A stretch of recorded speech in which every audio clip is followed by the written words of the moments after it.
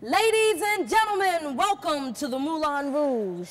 Hey, sister, go, sister, soul, sister, flow, sister, sister, go, sister, go.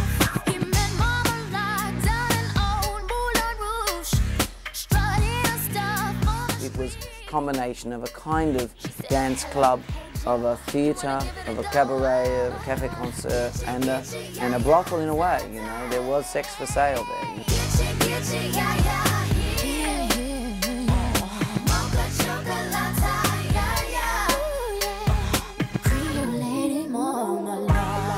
All culture is pop. Shakespeare was pop. When he was writing, when he was popular, he was pop. You know, he used to take pop music and put him in his plays. You know, Mozart was pop. Puccini was pop. You know, so all culture is pop, and it's just about cultural reference. It's a code. It's like software, writing in the kind of code so that you can decode or understand the big emotional gesture, and that's the reason it exists. This is audience participatory cinema. You need to buy into the contract. You need to accept the contract, otherwise get out. In the first 20 minutes, we demand you either buy on or buy off, in or out, make a decision.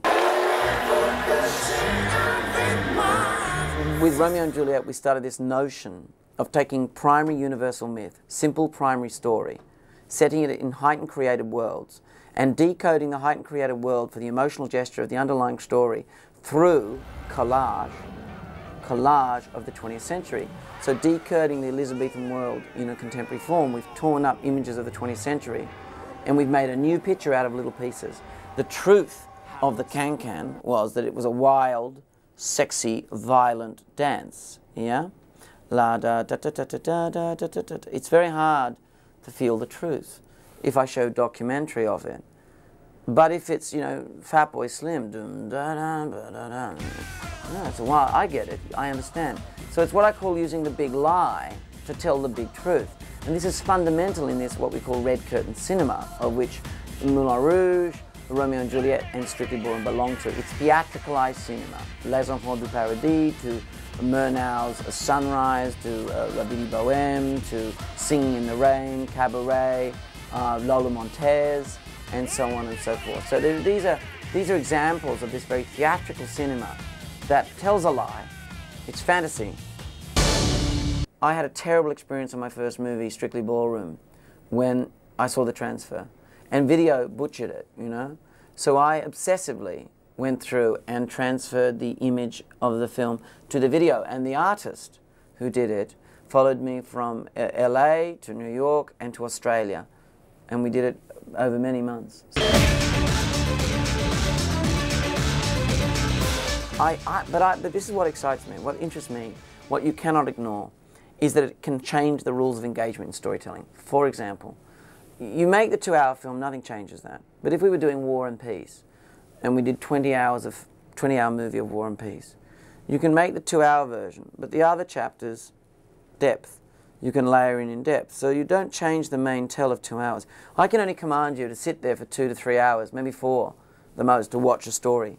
But eventually, if you want a deepening relationship with a film, I can see, for example, when Francis Ford Coppola made Apocalypse Now, you could have made the 2-hour film, and, you know, the student group could have made their Blair Witch Project version video of Walt Kurtz's early life and have it on there.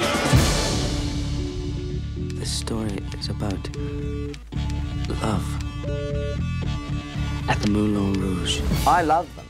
I love DVDs. You know, the ability to see, say, Lawrence of Arabia and see David Ling talk about, you know, the white line to the horizon out of which Omar Sharif appears miraculously from the mirage. That deepens your relationship with the film. Now, you can choose to ignore it, of course. You make the film, forget it. But someone will come along and put a whole lot of materials on a disc and say, here is the deepening relationship material. And I would much rather that we were involved in doing that in an honest, in a genuine, in an open way. I think we respect our audience enough to invite them into, if you like Moulin Rouge or you connect with them, to invite you into a deeper relationship with us and our work.